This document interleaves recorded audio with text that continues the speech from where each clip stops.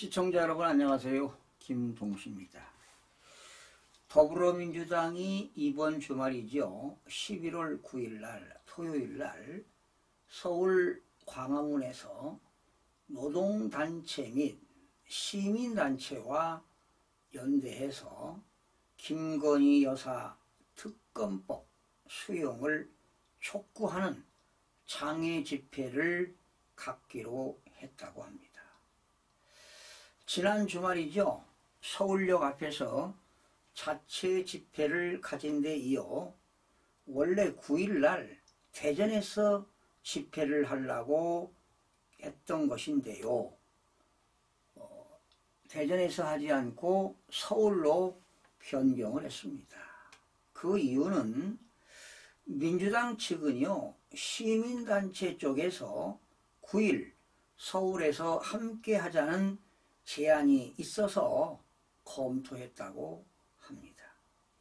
그런데 지난 주말 서울역에서 민주당 관계자들은 30만 명 집회를 참석을 공언했다가 경찰 주산 1만 7천 명에 그쳐 세력 결집에 실패했다는 지적이 나왔습니다. 그러자 민주당은 외부의 힘을 빌려라는 것 아닌가 하는 그런 지적도 제기되고 있습니다. 이번 주말 세종대로와 숭례문에서 열릴 집회는 민주노총입니다. 민주노총, 촛불혁명완성연대, 촛불연대, 촛불전진 등 40여 개 단체가 참여해서 윤석열 정권 퇴진운동본부라는 단체가 주도하고 있습니다. 이들 촛불연대는요, 그 촛불혁명연대들은 지난 박근혜 대통령 탄핵 시에 이 촛불 운동하지 않았습니까? 이들이 이런 맛을 보고 또 이런 조작을 하는 것입니다. 지난 전태일 열사 정신계승 전국 노동자 대회 1차 퇴진 총궐기라는 집회 명칭에서 알 수 있듯 노동권 보호와 윤석열 대통령 퇴진 등을 내세우고 있습니다. 이런 집회에 민주당 참여는 지금까지 의원 개인 자격으로 한 것과는 전혀 차원이 다른 것 같습니다.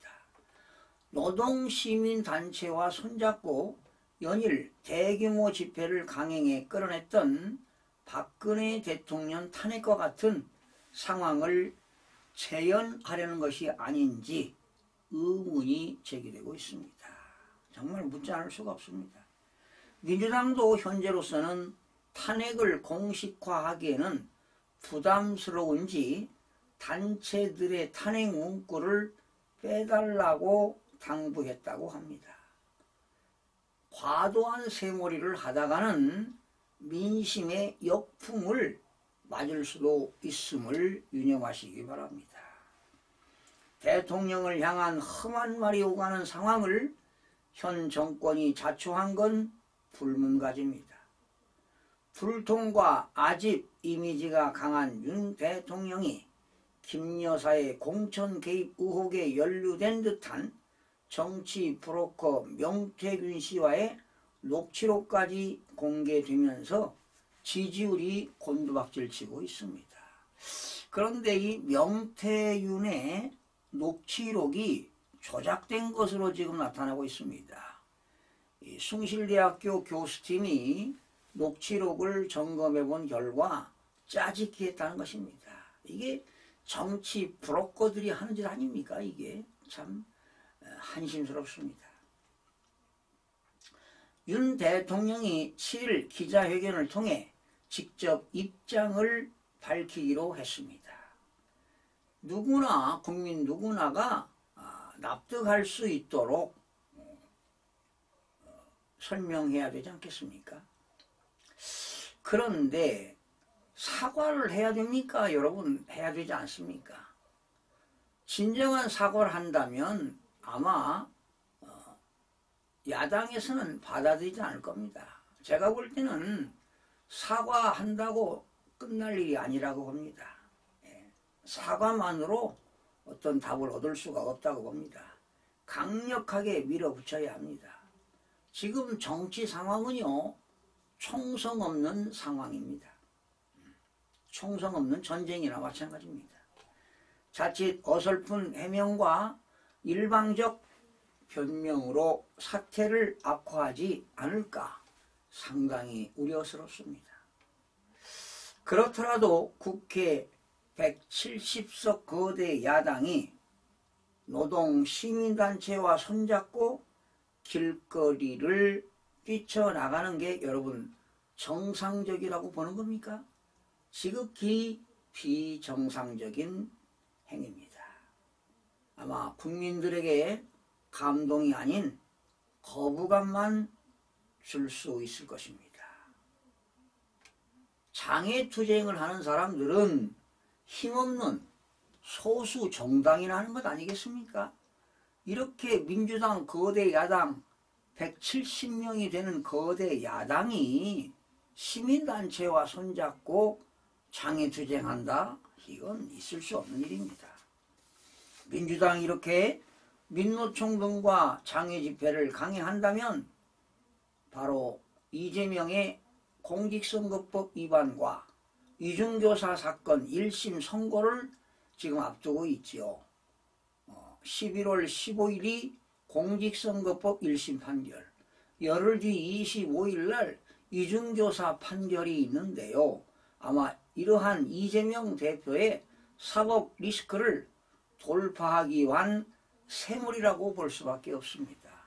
아마 10일 날 1년 이상의 징역과 아마도 집행유예가 나오지 않을까 이런 생각이 들어가는데요. 집행유예가 나와도 역시 대법원까지 가봐야 되겠지만 금배지 날아갑니다.